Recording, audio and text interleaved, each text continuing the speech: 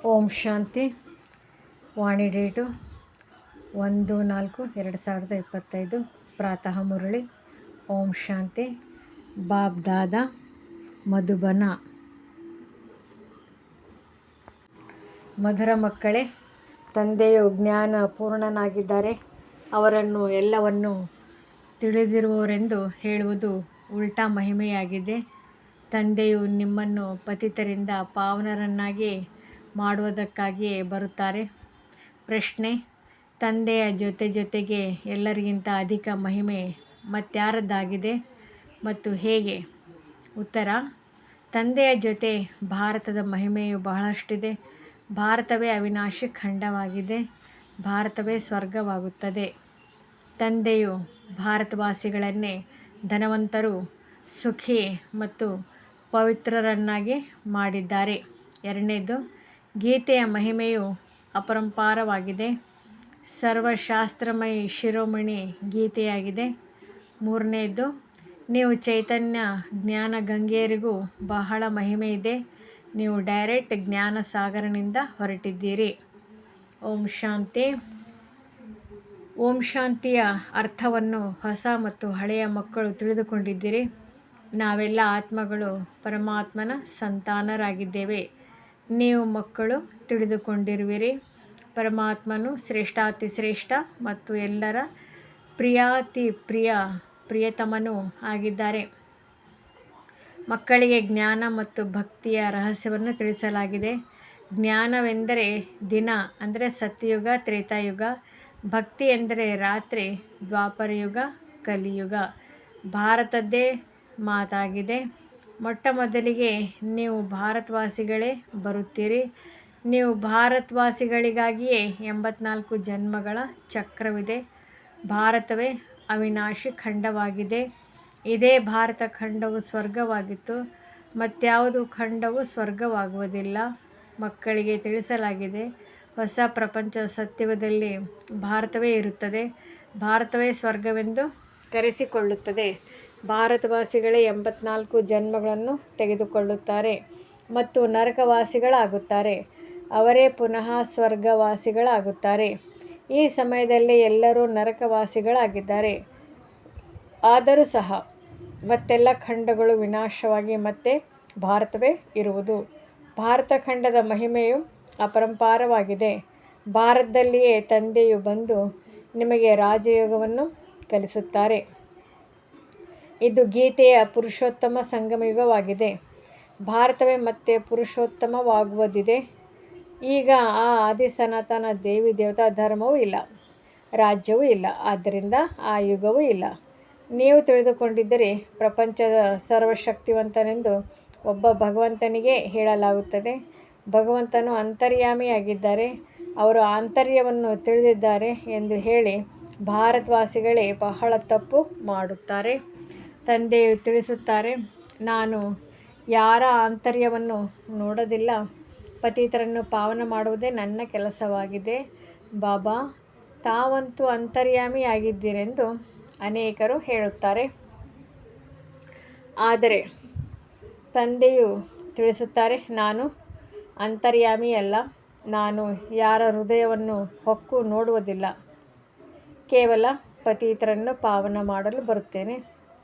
ನಾನು ಬರುವುದೇ ಪತಿತ ಪ್ರಪಂಚದಲ್ಲಿ ಮತ್ತು ಯಾವಾಗ ಹಳೆಯ ಪ್ರಪಂಚವನ್ನು ಹೊಸದನ್ನಾಗಿ ಮಾಡಬೇಕಾಗಿದೆಯೋ ಆಗ ಒಂದೇ ಬಾರಿ ಬರುತ್ತೇನೆ. ಮನುಷ್ಯರಿಗೆ ಈ ಪ್ರಪಂಚವು ಹೊಸದರಿಂದ ಹಳೆಯದು, ಹಳೆಯದರಿಂದ ಯಾವಾಗ ಹೊಸದಾಗುತ್ತದೆ ಎಂಬುದೇ ತಿಳಿದಿಲ್ಲ. ಪ್ರತಿಯೊಂದು ವಸ್ತು ಹೊಸದರಿಂದ ಹಳೆಯದು ಸತೋ ರಜೋ ತಮೋದಲ್ಲಿ ಅವಶ್ಯಕವಾಗಿ ಬರುತ್ತದೆ. ಮನುಷ್ಯರು ಸಹ ಇದೇ ರೀತಿ ಬರುತ್ತಾರೆ. ಬಾಲಕನು ಸತೋಪ್ರಧಾನನಾಗಿರುತ್ತಾನೆ, ನಂತರ ಯುವಕನಾಗುತ್ತಾನೆ, ನಂತರ ವೃದ್ಧನಾಗುತ್ತಾನೆ. ಅರ್ಥಾತ್ ಸತೋ ರಜೋ ತಮೋದಲ್ಲಿ ಬರುತ್ತಾನೆ. ವೃದ್ಧ ಶರೀರವಾದಾಗ ಅದನ್ನು ಬಿಟ್ಟು ಮತ್ತೆ ಮಗುವಾಗುತ್ತಾನೆ. ಮಕ್ಕಳಿಗೆ ಗೊತ್ತಿದೆ, ಹೊಸ ಪ್ರಪಂಚದಲ್ಲಿ ಭಾರತವು ಎಷ್ಟೊಂದು ಶ್ರೇಷ್ಠವಾಗಿತ್ತು. ಭಾರತದ ಮಹಿಮೆಯು ಅಪರಂಪಾರವಾಗಿದೆ.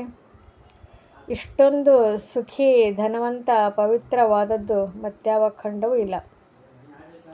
ಅದನ್ನು ಮತ್ತೆ ಸತೋಪ್ರಧಾನವನ್ನಾಗಿ ಮಾಡಲು ತಂದೆಯು ಬಂದಿದ್ದಾರೆ. ಸತೋಪ್ರಧಾನ ಪ್ರಪಂಚದ ಸ್ಥಾಪನೆಯಾಗುತ್ತಿದೆ. ತ್ರಿಮೂರ್ತಿ ಬ್ರಹ್ಮ, ವಿಷ್ಣು, ಶಂಕರನು ಯಾರು ರಚನೆ ಮಾಡಿದರು? ಶ್ರೇಷ್ಠಾತಿ ಶ್ರೇಷ್ಠನಂತೂ ಶಿವನಾಗಿದ್ದಾರೆ. ತ್ರಿಮೂರ್ತಿ ಬ್ರಹ್ಮನೆಂದು ಮನುಷ್ಯರು ಹೇಳುತ್ತಾರೆ. ಅರ್ಥವನ್ನಂತೂ ತಿಳಿದುಕೊಂಡಿಲ್ಲ. ವಾಸ್ತವದಲ್ಲಂತೂ ತ್ರಿಮೂರ್ತಿ ಶಿವನೆಂದು ಹೇಳಬೇಕು, ಬ್ರಹ್ಮನೆಂದಲ್ಲ.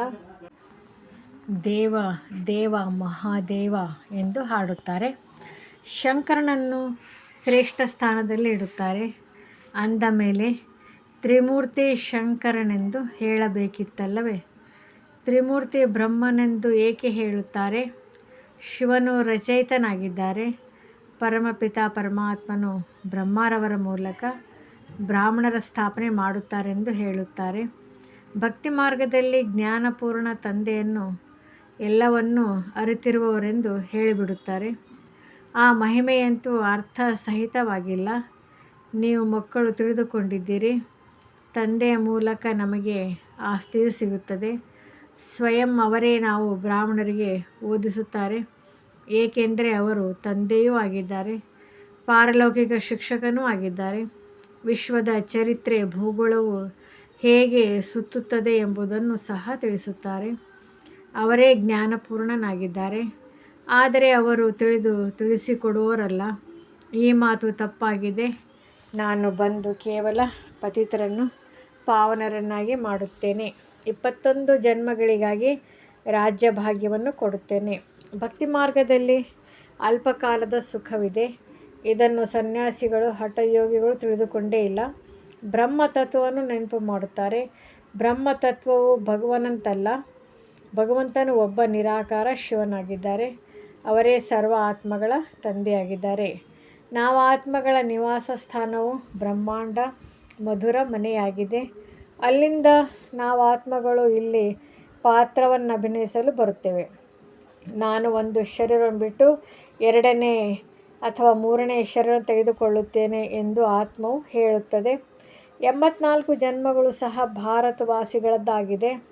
ಇವರೇ ಬಹಳ ಭಕ್ತಿ ಮಾಡಿದ್ದಾರೆ ಮತ್ತು ಇವರೇ ಜ್ಞಾನವನ್ನು ಹೆಚ್ಚಿನದಾಗಿ ತೆಗೆದುಕೊಳ್ಳುತ್ತಾರೆ.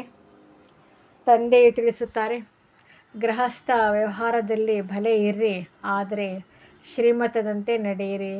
ನೀವೆಲ್ಲ ಆತ್ಮಗಳು ಒಬ್ಬ ಪರಮಾತ್ಮನ ಪ್ರಿಯತಮೆಯರಾಗಿದ್ದೀರಿ. ಭಕ್ತಿ ಮಾರ್ಗದಿಂದ ಹಿಡಿದು ನೀವು ನೆನಪು ಮಾಡುತ್ತಾ ಬಂದಿದ್ದೀರಿ. ಆತ್ಮವು ತಂದೆಯನ್ನು ನೆನಪು ಮಾಡುತ್ತದೆ. ಇದು ದುಃಖಧಾಮವಾಗಿದೆ. ನಾವು ಆತ್ಮಗಳೇ ಮೂಲತಃ ಶಾಂತಿಧಾಮದ ನಿವಾಸಿಗಳಾಗಿದ್ದೇವೆ. ನಂತರ ಸುಖಧಾಮದಲ್ಲಿ ಬರುತ್ತೇವೆ. 84 ಜನ್ಮಗಳನ್ನು ತೆಗೆದುಕೊಂಡೆವು. ಹಮ್ ಸೋ ಹಮ್ ಇದರ ಅರ್ಥವನ್ನು ತಿಳಿಸಿದ್ದಾರೆ. ಇದಕ್ಕೆ ಅವರು ಆತ್ಮವೇ ಪರಮಾತ್ಮ, ಪರಮಾತ್ಮನೇ ಆತ್ಮ ಎಂದು ಹೇಳುತ್ತಾರೆ. ಈಗ ತಂದೆಯು ತಿಳಿಸಿದ್ದಾರೆ, ನಾವೇ ದೇವತಾ, ಕ್ಷತ್ರಿಯ, ವೈಶ್ಯ, ಶೂದ್ರರಾಗುತ್ತೇವೆ. ಈಗ ನಾವು ದೇವತೆಗಳಾಗಲು ಬ್ರಾಹ್ಮಣರಾಗಿದ್ದೇವೆ. ಇದು ಯಥಾರ್ಥ ಅರ್ಥವಾಗಿದೆ. ಅವರು ಹೇಳುವುದು ತಪ್ಪಾಗಿದೆ. ಸತ್ಯಯುಗದಲ್ಲಿ ಒಂದು ದೇವಿ ದೇವತಾ ಧರ್ಮವಿತ್ತು, ಅದ್ವೈತ ಧರ್ಮವಿತ್ತು. ಕೊನೆಯಲ್ಲಿ ಅನ್ಯ ಧರ್ಮಗಳು ಬಂದಿರುವ ಕಾರಣ ದ್ವೈತವಾಗಿದೆ. ದ್ವಾಪರದಿಂದ ಅಸುರಿ ರಾಜ್ಯವು ಆರಂಭವಾಗಿ ಬಿಡುತ್ತದೆ. ಸತ್ಯಯುಗದಲ್ಲಿ ರಾವಣ ರಾಜ್ಯವೇ ಇರುವುದಿಲ್ಲ. ಅಂದ ಮೇಲೆ ಪಂಚವಿಕಾರಗಳು ಸಹ ಇಲ್ಲಿ ಇರಲು ಸಾಧ್ಯವಿಲ್ಲ. ಅದು ಸಂಪೂರ್ಣ ನಿರ್ವಿಕಾರಿ ಪ್ರಪಂಚವಾಗಿದೆ. ರಾಮ ಸೀತೆಯರಿಗೂ 14 ಕಲ ಸಂಪೂರ್ಣರೆಂದು ಹೇಳಲಾಗುತ್ತದೆ. ರಾಮನಿಗೆ ಬಾಣವನ್ನು ಏಕೆ ತೋರಿಸಿದ್ದಾರೆ ಎಂಬುದನ್ನು ಸಹ ಯಾವ ಮನುಷ್ಯರು ಅರಿತುಕೊಂಡಿಲ್ಲ. ಇಲ್ಲಿ ಹಿಂಸೆಯ ಮಾತಂತೂ ಇಲ್ಲ. ನೀವು ಈಶ್ವರಿ ವಿದ್ಯಾರ್ಥಿಗಳಾಗಿದ್ದೀರಿ. ಅಂದ ಮೇಲೆ ಇವರು ತಂದೆಯೂ ಆದರೂ ನೀವು ವಿದ್ಯಾರ್ಥಿಗಳಾಗಿರುವ ಕಾರಣ ಶಿಕ್ಷಕರೂ ಆದರು ಮತ್ತು ನೀವು ಮಕ್ಕಳಿಗೆ ಸದ್ಗತಿ ನೀಡಿ ಸ್ವರ್ಗದಲ್ಲಿ ಕರೆದುಕೊಂಡು ಹೋಗುವುದರಿಂದ ತಂದೆ, ಶಿಕ್ಷಕ, ಸದ್ಗುರು ಮೂವರೂ ಆದರು. ನೀವು ಅವರ ಮಕ್ಕಳಾದಿರಿ. ಅಂದ ಮೇಲೆ ನಿಮಗೆ ಎಷ್ಟೊಂದು ಖುಷಿ ಇರಬೇಕು. ಮನುಷ್ಯರಂತೂ ಏನು ತಿಳಿದುಕೊಂಡಿಲ್ಲ. ರಾವಣ ರಾಜ್ಯವಲ್ಲವೇ? ಪ್ರತಿ ವರ್ಷವೂ ರಾವಣನನ್ನು ಸುಡುತ್ತಾ ಬರುತ್ತಾರೆ. ಆದರೆ ರಾವಣ ಯಾರು ಎಂಬುದನ್ನು ತಿಳಿದುಕೊಂಡಿಲ್ಲ. ನೀವು ತಿಳಿದುಕೊಂಡಿದ್ದೀರಿ. ಈ ರಾವಣನು ಭಾರತದ ಎಲ್ಲರಿಗಿಂತ ದೊಡ್ಡ ಶತ್ರುವಾಗಿದ್ದಾನೆ. ಈ ಜ್ಞಾನವು ನೀವು ಮಕ್ಕಳಿಗೆ ಜ್ಞಾನಪೂರ್ಣ ತಂದೆಯಿಂದಲೇ ಸಿಗುತ್ತದೆ. ಅವರೇ ಜ್ಞಾನ ಸಾಗರ, ಆನಂದ ಸಾಗರನಾಗಿದ್ದಾರೆ. ಜ್ಞಾನ ಸಾಗರನಿಂದ ನೀವು ಮೋಡಗಳನ್ನು ತುಂಬಿಸಿಕೊಂಡು ಮತ್ತೆ ಹೋಗಿ ಮಳೆ ಸುರಿಸುತ್ತೀರಿ. ನೀವು ಜ್ಞಾನ ಗಂಗೆಯರಾಗಿದ್ದೀರಿ. ನಿಮ್ಮದೇ ಮಹಿಮೆ ಇದೆ. ತಂದೆಯು ತಿಳಿಸುತ್ತಾರೆ, ನಾನು ನಿಮ್ಮನ್ನು ಪಾವನರನ್ನಾಗಿ ಮಾಡಲು ಬಂದಿದ್ದೇನೆ. ಇದೊಂದು ಜನ್ಮದಲ್ಲಿ ಪವಿತ್ರರಾಗಿ ನನ್ನನ್ನು ನೆನಪು ಮಾಡಿ. ಆಗ ನೀವು ತಮೋಪ್ರಧಾನರಿಂದ ಸತೋಪ್ರಧಾನರಾಗಿ ಬಿಡುತ್ತೀರಿ. ನಾನೇ ಪತಿತ ಪಾವನನಾಗಿದ್ದೇನೆ. ಎಷ್ಟು ಸಾಧ್ಯವೋ ಅಷ್ಟು ನೆನಪನ್ನು ಹೆಚ್ಚಿಸಿಕೊಳ್ಳಿ. ಬಾಯಿಂದ ಶಿವಬಾಬಾ ಎಂದು ಹೇಳಬೇಕಾಗಿಲ್ಲ. ಹೇಗೆ ಪ್ರಿಯತಮೆಯು ಪ್ರಿಯತಮನನ್ನು ನೆನಪು ಮಾಡುತ್ತಾಳೆ. ಒಂದು ಬಾರಿ ನೋಡಿದರೆ ಸಾಕು, ಬುದ್ಧಿಯಲ್ಲಿ ಅವರದೇ ನೆನಪಿರುತ್ತದೆ. ಭಕ್ತಿ ಮಾರ್ಗದಲ್ಲಿಯೂ ಯಾರು ಯಾವ ದೇವತೆಯನ್ನು ನೆನಪು ಮಾಡುತ್ತಾರೆ, ಪೂಜೆ ಮಾಡುತ್ತಾರೆಯೋ ಅವರ ಸಾಕ್ಷಾತ್ಕಾರವಾಗಿ ಬಿಡುತ್ತದೆ. ಅದು ಅಲ್ಪ ಕಾಲಕ್ಕೆ ಮಾತ್ರ. ಭಕ್ತಿ ಮಾಡುತ್ತಾ ಕೆಳಗಿಳಿಯುತ್ತಾ ಬಂದಿದ್ದಾರೆ. ಈಗಂತೂ ಮೃತ್ಯುವು ಸನ್ಮುಖದಲ್ಲಿ ನಿಂತಿದೆ. ಅಯ್ಯೋ ಅಯ್ಯೋ, ನಂತರ ಮತ್ತೆ ಜಯ ಜಯಕಾರವಾಗುತ್ತದೆ. ಭಾರತದಲ್ಲಿ ರಕ್ತದ ನದಿಗಳು ಹರಿಯಲಿದೆ. ಜನಾಂಗೀಯ ಗಲಭೆ, ಕೋಮು ಗಲಭೆಗಳ ಚಿಹ್ನೆಗಳನ್ನು ನೋಡುತ್ತಿದ್ದೀರಿ. ತಮೋಪ್ರಧಾನರಾಗಿ ಬಿಟ್ಟಿದ್ದಾರೆ. ನೀವೀಗ ಸತೋಪ್ರಧಾನರಾಗುತ್ತಿದ್ದೀರಿ. ಯಾರು ಕಲ್ಪದ ಹಿಂದೆ ದೇವತೆಗಳಾಗಿದ್ದಾರೆಯೋ ಅವರೇ ಬಂದು ತಂದೆಯಿಂದ ಆಸ್ತಿಯನ್ನು ತೆಗೆದುಕೊಳ್ಳುತ್ತಾರೆ. ಕಡಿಮೆ ಭಕ್ತಿ ಮಾಡಿದರೆ ಸ್ವಲ್ಪವೇ ಜ್ಞಾನವನ್ನು ತೆಗೆದುಕೊಳ್ಳುತ್ತಾರೆ ಮತ್ತು ಪ್ರಜೆಗಳಲ್ಲಿಯೂ ನಂಬರ್ ವಾರ್ ತೆಗೆದುಕೊಳ್ಳುತ್ತಾರೆ. ಒಳ್ಳೆಯ ಪುರುಷಾರ್ಥಿಗಳು ಶ್ರೀಮತದಂತೆ ನಡೆದು ಒಳ್ಳೆಯ ಪದವಿಯನ್ನು ಪಡೆಯುತ್ತಾರೆ. ನಡವಳಿಕೆಯು ಚೆನ್ನಾಗಿರಬೇಕು. ದೈವಿ ಗುಣಗಳನ್ನು ಧಾರಣೆ ಮಾಡಬೇಕಾಗಿದೆ. ಇವೇ ಮತ್ತೆ 21 ಜನ್ಮಗಳವರೆಗೆ ನಡೆಯುತ್ತದೆ. ಈಗ ಎಲ್ಲರದು ಅಸುರಿ ಗುಣಗಳಾಗಿವೆ. ಅಸುರಿ ಪ್ರಪಂಚ ಪತೀತ ಪ್ರಪಂಚವಲ್ಲವೇ? ನೀವು ಮಕ್ಕಳಿಗೆ ವಿಶ್ವದ ಚರಿತ್ರೆ, ಭೂಗೋಳವನ್ನು ತಿಳಿಸಲಾಗಿದೆ. ಈ ಸಮಯದಲ್ಲಿ ತಂದೆಯು ತಿಳಿಸುತ್ತಾರೆ, ಮಕ್ಕಳೇ, ನೆನಪು ಮಾಡುವ ಪರಿಶ್ರಮ ಪಡಿ. ಆಗ ನೀವು ಸತ್ಯ ಚಿನ್ನವಾಗಿ ಬಿಡುತ್ತೀರಿ. ಸತ್ಯಯುಗವು ಸ್ವರ್ಣಿಮ ಯುಗವಾಗಿದೆ. ಸತ್ಯ ಚಿನ್ನವೇ ನಂತರ ತ್ರೇತಾಯುಗದಲ್ಲಿ ಬೆಳ್ಳಿಯ ಲೋಹವು ಬೆರಕೆಯಾಗುತ್ತದೆ. ಕಲೆಗಳು ಕಡಿಮೆಯಾಗುತ್ತಾ ಹೋಗುತ್ತವೆ. ಈಗಂತೂ ಯಾವುದೇ ಕಲೆ ಇಲ್ಲ. ಯಾವಾಗ ಈ ಸ್ಮೃತಿಯುಂಟಾಗುವುದೋ ಆಗ ತಂದೆಯು ಬರುತ್ತಾರೆ. ಇದು ಸಹ ನಾಟಕದಲ್ಲಿ ನಿಗದಿಯಾಗಿದೆ. ಈ ರಾವಣ ರಾಜ್ಯದಲ್ಲಿ ಎಲ್ಲರೂ ಬುದ್ಧಿಹೀನರಾಗಿ ಬಿಟ್ಟಿದ್ದಾರೆ. ಯಾರು ಬೇಹದ್ದಿನ ಪಾತ್ರಧಾರಿಗಳಾಗಿಯೂ ಸಹ ನಾಟಕದ ಆದಿ ಮಧ್ಯ ಅಂತ್ಯವನ್ನು ಅರಿತುಕೊಂಡಿಲ್ಲ. ನೀವು ಪಾತ್ರಧಾರಿಗಳಾಗಿದ್ದೀರಲ್ಲವೇ? ನಿಮಗೆ ತಿಳಿದಿದೆ, ನಾವಿಲ್ಲಿ ಪಾತ್ರವನ್ನು ಅಭಿನಯಿಸಲು ಬಂದಿದ್ದೇವೆ. ಆದರೆ ಪಾತ್ರಧಾರಿಗಳಾಗಿಯೂ ತಿಳಿದುಕೊಂಡಿಲ್ಲ. ಆದ್ದರಿಂದಲೇ ಬೇಹದ್ದಿನ ತಂದೆಯು ನೀವು ಎಷ್ಟೊಂದು ಬುದ್ಧಿಹೀನರಾಗಿ ಬಿಟ್ಟಿದ್ದೀರಿ ಎಂದು ಹೇಳುತ್ತಾರಲ್ಲವೇ? ಈಗ ನಾನು ಬುದ್ಧಿವಂತರು ವಜ್ರ ಸಮಾನರನ್ನಾಗಿ ಮಾಡುತ್ತೇನೆ. ಮತ್ತು ರಾವಣನು ಕವಡೆಯ ಸಮಾನರನ್ನಾಗಿ ಮಾಡಿಬಿಡುತ್ತಾನೆ. ನಾನೇ ಬಂದು ಎಲ್ಲರನ್ನು ಜೊತೆ ಕರೆದುಕೊಂಡು ಹೋಗುತ್ತೇನೆ. ಮತ್ತು ಈ ಪತಿತ ಪ್ರಪಂಚವು ವಿನಾಶವಾಗುತ್ತದೆ. ಎಲ್ಲರನ್ನೂ ಸೊಳ್ಳೆಗಳ ಉಪಾಧಿಯಲ್ಲಿ ಕರೆದುಕೊಂಡು ಹೋಗುತ್ತೇನೆ. ಲಕ್ಷ್ಯವು ನಿಮ್ಮ ಸನ್ಮುಖದಲ್ಲಿದೆ. ಅವರಂತೆ ನೀವೀಗ ಆಗಬೇಕಾಗಿದೆ. ಆಗಲೇ ನೀವು ಸ್ವರ್ಗವಾಸಿಗಳಾಗುವಿರಿ. ನೀವು ಬ್ರಹ್ಮಕುಮಾರ್ ಕುಮಾರಿಯರು ಈ ಪುರುಷಾರ್ಥವನ್ನು ಮಾಡುತ್ತಿದ್ದೀರಿ. ಮನುಷ್ಯರ ಬುದ್ಧಿಯು ತಮೋಪ್ರಧಾನ ಆಗಿರುವ ಕಾರಣ ಅವರು ತಿಳಿದುಕೊಳ್ಳುವುದೇ ಇಲ್ಲ. ಇಷ್ಟೊಂದು ಮಂದಿ ಬ್ರಹ್ಮಕುಮಾರ್ ಕುಮಾರಿಯರು ಇರುವರೆಂದರೆ ಅವಶ್ಯವಾಗಿ ಪ್ರಜಾಪಿತ ಬ್ರಹ್ಮನು ಇರಬೇಕಲ್ಲವೇ? ಬ್ರಾಹ್ಮಣರ ಶಿಖೆಯು ಸಮಾನವಾಗಿದ್ದಾರೆ. ಬ್ರಾಹ್ಮಣರು ನಂತರ ದೇವತಾ, ಕ್ಷತ್ರಿಯ, ವೈಶ್ಯ, ಶೂದ್ರ ಚಿತ್ರಗಳಲ್ಲಿ ಬ್ರಾಹ್ಮಣರು ಮತ್ತು ಶಿವನನ್ನು ಮರೆಮಾಡಿಬಿಟ್ಟಿದ್ದಾರೆ. ನೀವು ಬ್ರಾಹ್ಮಣರು ಈಗ ಭಾರತವನ್ನು ಸ್ವರ್ಗವನ್ನಾಗಿ ಮಾಡುತ್ತಿದ್ದೀರಿ. ಒಳ್ಳೆಯದು. ಮಧುರಾತಿ ಮಧುರ ಅಗಲಿ ಹೋಗಿ ಮರಳಿ ಸಿಕ್ಕಿದ ಮಕ್ಕಳ ಪ್ರತಿ ಮಾತಾಪಿತಾ ಬಾಬ್ದಾದಾರವರ ನೆನಪು, ಪ್ರೀತಿ ಹಾಗೂ ಸುಪ್ರಭಾತ. ಆತ್ಮೀಯ ಮಕ್ಕಳಿಗೆ ಆತ್ಮೀಯ ತಂದೆಯ ನಮಸ್ತೆ. ಆತ್ಮೀಯ ತಂದೆಗೆ ಆತ್ಮೀಯ ಮಕ್ಕಳ ನಮಸ್ತೆ. ಧಾರಣೆಗಾಗಿ ಮುಖ್ಯ ಸಾರ.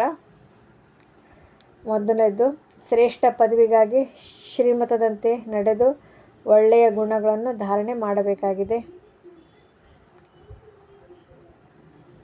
ಎರಡನೇದು, ಸತ್ಯ ಪ್ರಿಯತಮೆಯರಾಗಿ ಒಬ್ಬ ಪ್ರಿಯತಮನನ್ನೇ ನೆನಪು ಮಾಡಬೇಕಾಗಿದೆ. ಎಷ್ಟು ಸಾಧ್ಯವೋ ಅಷ್ಟು ನೆನಪಿನ ಅಭ್ಯಾಸವನ್ನು ಹೆಚ್ಚಿಸಿಕೊಳ್ಳುತ್ತಾ ಹೋಗಬೇಕು. ವರದಾನ: ನಿಮಿತ್ತತನದ ಸ್ಮೃತಿಯಿಂದ ಮಾಯ ಗೇಟ್ ಬಂದ್ ಮಾಡುವಂತಹ ಡಬಲ್ ಲೈಟ್ ಭವ. ಯಾರು ಸದಾ ತಮ್ಮನ್ನು ನಿಮಿತ್ತ ಎಂದು ತಿಳಿದು ನಡೆಯುತ್ತಾರೋ ಅವರಿಗೆ ಡಬಲ್ ಲೈಟ್ ಸ್ಮೃತಿಯ ಅನುಭವ ಸ್ವತಃವಾಗಿ ಆಗುತ್ತದೆ. ಮಾಡಿಸುವಂಥವರು ಮಾಡಿಸುತ್ತಿದ್ದಾರೆ, ನಾನು ನಿಮಿತ್ತನಾಗಿದ್ದೇನೆ. ಇದೇ ಸ್ಮೃತಿಯಿಂದ ಸಫಲತೆಯಾಗುತ್ತದೆ. ನನ್ನತನ ಬಂದಿತು, ಅರ್ಥಾತ್ ಮಾಯೆ ಗೇಟ್ ತೆರೆಯಿತು. ನಿಮಿತ್ತ ಎಂದರೆ ತಿಳಿಯುವುದು, ಅರ್ಥಾತ್ ಮಾಯೆ ಗೇಟ್ ಬಂದಾಯಿತು. ಅಂದರೆ ನಿಮಿತ್ತ ಎಂದು ತಿಳಿಯೋದರಿಂದ ಮಾಯಾಜೀತ್ ಕೂಡ ಆಗುವಿರಿ ಮತ್ತು ಡಬಲ್ ಲೈಟ್ ಸಹ ಆಗಿಬಿಡುವಿರಿ. ಜೊತೆಯಲ್ಲಿ ಸಫಲತೆ ಕೂಡ ಅವಶ್ಯಕವಾಗಿ ಸಿಗುತ್ತದೆ. ಇದೇ ಸ್ಮೃತಿ ನಂಬರ್ 1 ಸ್ಥಾನ ಪಡೆಯಲು ಆಧಾರವಾಗಿದೆ. ಸ್ಲೋಗನ್: ತ್ರಿಕಾಲದರ್ಶಿಯಾಗಿ ಪ್ರತಿಯೊಂದು ಕರ್ಮ ಮಾಡಿದಾಗ ಸಫಲತೆ ಸಹಜವಾಗಿ ಸಿಗುತ್ತಿರುತ್ತದೆ.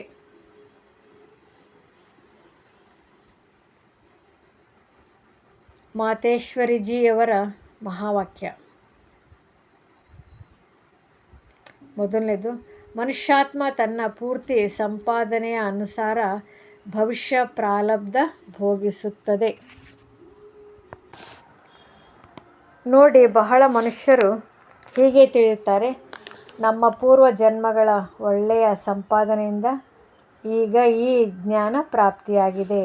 ಆದರೆ ಇಂತಹ ಮಾತು ಇಲ್ಲವೇ ಇಲ್ಲ. ಪೂರ್ವ ಜನ್ಮದ ಒಳ್ಳೆಯ ಫಲವಾಗಿದೆ. ಇದನ್ನಂತೂ ನಾವು ತಿಳಿದಿದ್ದೇವೆ. ಕಲ್ಪದ ಚಕ್ರ ತಿರುಗುತ್ತಲೇ ಇರುತ್ತದೆ. ಸತೋ ರಜೋ ತಮೋ ಬದಲಾವಣೆಯಾಗುತ್ತಾ ಇರುತ್ತದೆ. ಆದರೆ ಡ್ರಾಮಾ ಅನುಸಾರ ಪುರುಷಾರ್ಥದಿಂದ ಪ್ರಾರಬ್ಧ ಮಾಡಿಕೊಳ್ಳುವಂತಹ ಮಾರ್ಜಿನ್ ಇಡಲಾಗಿದೆ. ಅದಕ್ಕಾಗಿಯೇ ಸತ್ಯುಗದಲ್ಲಿ ಕೆಲವರು ರಾಜ ರಾಣಿ, ಕೆಲವರು ದಾಸಿ, ಕೆಲವರು ಪ್ರಜೆಯ ಪದವಿಯನ್ನು ಪಡೆಯುತ್ತಾರೆ. ಆದ್ದರಿಂದ ಇದೇ ಪುರುಷಾರ್ಥದ ಸಿದ್ಧಿ ಇದೆ. ಅಲ್ಲಿ ದ್ವೇಷ ಈರ್ಷ್ಯೆ ಇರುವುದಿಲ್ಲ. ಅಲ್ಲಿ ಪ್ರಜೆಗಳು ಸಹ ಸುಖಿಯಾಗಿರುತ್ತಾರೆ. ರಾಜ ರಾಣಿ ಪ್ರಜೆಗಳನ್ನು ಈ ರೀತಿ ಸಂಭಾಲನೆ ಮಾಡುತ್ತಾರೆ. ಹೇಗೆ ತಂದೆ ತಾಯಿ ತಮ್ಮ ಮಕ್ಕಳನ್ನು ಸಂಭಾಲನೆ ಮಾಡುತ್ತಾರೆ. ಅಲ್ಲಿ ಬಡವ ಶ್ರೀಮಂತ ಎಲ್ಲರೂ ಸಂತುಷ್ಟರಾಗಿರುತ್ತಾರೆ. ಈ ಒಂದು ಜನ್ಮದ ಪುರುಷಾರ್ಥದಿಂದ 21 ಪೀಳಿಗೆಗಾಗಿ ಸುಖವನ್ನು ಭೋಗಿಸುವಿರಿ. ಇದಾಗಿದೆ ಅವಿನಾಶಿ ಸಂಪಾದನೆ. ಯಾವುದು ಈ ಅವಿನಾಶಿ ಸಂಪಾದನೆಯಲ್ಲಿ ಅವಿನಾಶಿ ಜ್ಞಾನದಿಂದ ಅವಿನಾಶಿ ಪದವಿ ಸಿಗುವುದು. ಈಗ ನಾವು ಸತ್ಯಯುಗಿ ಪ್ರಪಂಚಕ್ಕೆ ಹೋಗುತ್ತಿದ್ದೇವೆ. ಇದು ವ್ಯಾವಹಾರಿಕ ಆಟ ನಡೆಯುತ್ತಿದೆ. ಇಲ್ಲಿ ಯಾವುದೇ ಛೂ ಮಂತ್ರದ ಮಾತಿಲ್ಲ. ಎರಡನೇದು, ಗುರುಮತ ಶಾಸ್ತ್ರಮತ ಯಾವುದು ಪರಮಾತ್ಮನ ಮತ ಅಲ್ಲ. ಪರಮಾತ್ಮ ಹೇಳುತ್ತಾರೆ, ಮಕ್ಕಳೇ, ಈ ಗುರುಮತ ಶಾಸ್ತ್ರಮತ ಯಾವುದು ನನ್ನ ಮತ ಅಲ್ಲ. ಇವರು ಕೇವಲ ನನ್ನ ಹೆಸರು ಹೇಳಿ ಮತ ಕೊಡುತ್ತಾರೆ. ಆದರೆ ನನ್ನ ಮತ ನನಗೇ ಗೊತ್ತು. ನನ್ನ ಮಿಲನದ ಮತವನ್ನು ನಾನು ಬಂದು ಕೊಡುತ್ತೇನೆ. ಅದಕ್ಕೆ ಮೊದಲು ನನ್ನ ವಿಳಾಸ ಯಾರಿಗೂ ತಿಳಿದಿಲ್ಲ. ಗೀತೆಯಲ್ಲಿ ಭಲೆ ಭಗವಾನ್ ವಾಚ್ ಎಂದಿದೆ. ಆದರೆ ಗೀತೆಯನ್ನು ಸಹ ಮನುಷ್ಯರು ಮಾಡಿದ್ದಾರೆ. ಭಗವಂತನಂತೂ ಸ್ವಯಂ ಜ್ಞಾನಸಾಗರನಾಗಿದ್ದಾರೆ. ಭಗವಂತ ಏನು ಮಹಾವಾಕ್ಯ ಹೇಳುತ್ತಾರೆ ಅದರ ನೆನಪಾರ್ಥವಾಗಿ ನಂತರ ಗೀತೆಯನ್ನು ಮಾಡಲಾಗಿದೆ. ಈ ವಿದ್ವಾಂಸರು, ಪಂಡಿತರು, ಆಚಾರ್ಯರು ಹೇಳುತ್ತಾರೆ, ಪರಮಾತ್ಮನು ಸಂಸ್ಕೃತದಲ್ಲಿ ಮಹಾವಾಕ್ಯ ಉಚ್ಚಾರಣೆ ಮಾಡಿದ್ದಾರೆ. ಅದನ್ನು ಕಲಿಯದ ಹೊರತು ಪರಮಾತ್ಮನನ್ನು ಮಿಲನ ಮಾಡಲು ಸಾಧ್ಯವಿಲ್ಲ. ಇವರಂತೂ ಇನ್ನೂ ಉಲ್ಟಾ ಕರ್ಮಕಾಂಡದಲ್ಲಿ ಸಿಕ್ಕಿ ಹಾಕಿಸುತ್ತಾರೆ. ವೇದ ಶಾಸ್ತ್ರ ಓದಿ ಒಂದು ವೇಳೆ ಮೆಟ್ಟಲನ್ನು ಹತ್ತಿದ್ದೇ ಆದರೆ ನಂತರ ಅಷ್ಟೇ ಇಳಿಯಬೇಕಾಗುತ್ತದೆ. ಅರ್ಥಾತ್ ಅವರನ್ನು ಮರೆತು ಒಬ್ಬ ಪರಮಾತ್ಮನ ಜೊತೆಗೆ ಬುದ್ಧಿಯೋಗವನ್ನು ಜೋಡಿಸಬೇಕು. ಏಕೆಂದರೆ ಪರಮಾತ್ಮ ಸ್ಪಷ್ಟವಾಗಿ ಹೇಳುತ್ತಾರೆ, ಈ ಕರ್ಮಕಾಂಡ ವೇದಶಾಸ್ತ್ರ ಓದುವುದರಿಂದ ನನ್ನ ಪ್ರಾಪ್ತಿಯಾಗುವುದಿಲ್ಲ. ನೋಡಿ, ದೈವ, ಪ್ರಹ್ಲಾದ್, ಮೀರಾ ಇವರೆಲ್ಲರೂ ಯಾವ ಶಾಸ್ತ್ರ ಓದಿದ್ದರು? ಇಲ್ಲಿ ಓದಿರುವುದೆಲ್ಲವನ್ನು ಮರೆಯಬೇಕಾಗಿದೆ. ಹೇಗೆ ಅರ್ಜುನನು ಓದಿದ್ದನು, ಆದರೆ ಅದನ್ನು ಸಹ ಮರೆಯಬೇಕಾಯಿತು. ಭಗವಂತನ ಸ್ಪಷ್ಟ ಮಹಾವಾಕ್ಯವಾಗಿದೆ, ಶ್ವಾಸೋಶ್ವಾಸ ನನ್ನನ್ನು ನೆನಪು ಮಾಡಿ, ಇದರಲ್ಲಿ ಏನನ್ನು ಮಾಡುವ ಅವಶ್ಯಕತೆ ಇಲ್ಲ. ಎಲ್ಲಿಯವರೆಗೆ ಈ ಜ್ಞಾನ ಇಲ್ಲ ಅಲ್ಲಿಯವರೆಗೆ ಭಕ್ತಿ ಮಾರ್ಗ ನಡೆಯುತ್ತದೆ. ಆದರೆ ಜ್ಞಾನದ ದೀಪವು ಜಾಗೃತವಾಗಿ ಬಿಡುವುದು. ಇದರಿಂದ ಕರ್ಮಕಾಂಡ ಬಿಟ್ಟು ಹೋಗಿ ಬಿಡುತ್ತದೆ. ಏಕೆಂದರೆ ಕರ್ಮಕಾಂಡ ಮಾಡುತ್ತಾ ಮಾಡುತ್ತಾ ಒಂದು ವೇಳೆ ಶರೀರ ಬಿಟ್ಟು ಹೋದರೆ ಅದರಿಂದ ಏನು ಲಾಭ ಸಿಕ್ಕಿತು? ಪ್ರಾರಬ್ಧವಂತೂ ಆಗಲೇ ಇಲ್ಲ. ಕರ್ಮ ಬಂಧನದ ಲೆಕ್ಕಾಚಾರದಿಂದಂತೂ ಮುಕ್ತಿ ಸಿಗಲಿಲ್ಲ. ಜನರಂತೂ ತಿಳಿಯುತ್ತಾರೆ, ಸುಳ್ಳು ಹೇಳಬಾರದು, ಕಳ್ಳತನ ಮಾಡಬಾರದು, ಯಾರಿಗೂ ದುಃಖ ಕೊಡಬಾರದು. ಇದು ಒಳ್ಳೆಯ ಕರ್ಮವಾಗಿದೆ. ಆದರೆ ಇದಂತೂ ಸದಾಕಾಲಕ್ಕಾಗಿ ಕರ್ಮದ ಬಂಧನದಿಂದ ಬಿಡಿಸಿಕೊಳ್ಳಬೇಕು ಮತ್ತು ವಿಕರ್ಮಗಳ ಬೇರನ್ನು ತೆಗೆದುಹಾಕಬೇಕು. ನಾವಂತೂ ಈಗ ಬಯಸುತ್ತೇವೆ, ಇಂತಹ ಬೀಜ ಹಾಕಿ ಯಾವುದರಿಂದ ಒಳ್ಳೆಯ ಕರ್ಮದ ಮರ ಬೆಳೆಯಬೇಕು, ಅದರಿಂದ ಮನುಷ್ಯ ಜೀವನದ ಕಾರ್ಯವನ್ನು ತಿಳಿದು ಶ್ರೇಷ್ಠ ಕರ್ಮವನ್ನು ಮಾಡಬೇಕು. ಒಳ್ಳೆಯದು. ಓಂ ಶಾಂತಿ. ಅವ್ಯಕ್ತ ಸೂಚನೆ. ಕಂಬೈನ್ಡ್ ರೂಪದ ಸ್ಮೃತಿಯಿಂದ ಸದಾ ವಿಜಯಿಯಾಗಿರಿ. ಶಿವಶಕ್ತಿಯ ಅರ್ಥವೇ ಆಗಿದೆ ಕಂಬೈನ್ಡ್. ತಂದೆ ಮತ್ತು ನೀವು ಇಬ್ಬರನ್ನು ಸೇರಿಸಿ ಶಿವಶಕ್ತಿ ಎಂದು ಹೇಳಲಾಗುತ್ತದೆ. ಯಾರು ಕಂಬೈನ್ಡ್ ಆಗಿರುತ್ತಾರೆ ಅವರನ್ನು ಯಾರು ಬೇರ್ಪಡಿಸಲು ಸಾಧ್ಯವಿಲ್ಲ. ಇದೇ ನೆನಪಿಟ್ಟುಕೊಳ್ಳಿ, ನಾವು ಕಂಬೈನ್ಡ್ ಆಗಿರುವುದಕ್ಕೆ ಅಧಿಕಾರಿಯಾಗಿದ್ದೇವೆ. ಮೊದಲು ಹುಡುಕೋರಾಗಿದ್ದೆವು ಮತ್ತು ಈಗ ಜೊತೆಯಲ್ಲಿರೋರಾಗಿದ್ದೇವೆ. ಈ ನಶೆ ಸದಾ ಇರಲಿ.